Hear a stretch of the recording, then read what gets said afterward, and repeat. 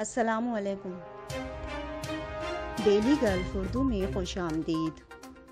قمر جاوید باجوہ کی ابوظہبی کے ولی عہد سے ملاقات، دفاعی تعاون پر تبادلہ خیال۔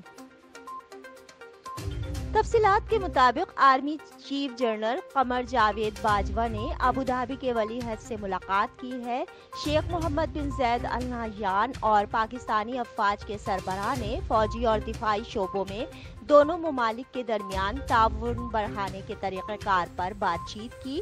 اسلام آباد میں متحدہ عرب امارات کے سفارت خانے نے بتایا کہ پاکستانی فوج کے سربراہ جنرل قمر جاوید باجوہ نے متحدہ عرب امارات کی مسلح افواج کے ڈپٹی سپریم کمانڈر اور ابوظہبی کے ولی عہد شیخ محمد بن زید ال نہیان سے ملاقات کی۔ سفارت خانے کی جانب سے ایک ٹویٹ پوسٹ میں کہا گیا ہے کہ ملاقات میں دونوں شخصیات نے دفاع کے شعبے میں دو طرفہ تعاون بڑھانے پر تبادلہ خیال کیا۔ خیال رہے کہ پاکستان اور متحدہ عرب امارات کے درمیان قریبی برادرانہ تعلقات اور متعدد شعبوں میں دو طرفہ تعاون ہے اور دونوں ممالک کے درمیان اس طرح کے اعلیٰ سطح کے دورے ایک معمول رہے ہیں۔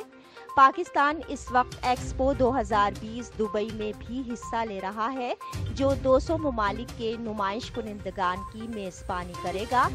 دبئی ایکسپو 2020 میں پاکستان کا پویلین، جس کا موضوع پاکستان ایک پوشیدہ خزانہ ہے، متحدہ عرب امارات کی $14 ملین کی مالی معاونت سے بنایا گیا اور اس کا افتتاح مارچ میں وزیر اعظم عمران خان کے مشیر برائے تجارت اور سرمایہ کاری عبدالرزاق داؤد نے کیا تھا۔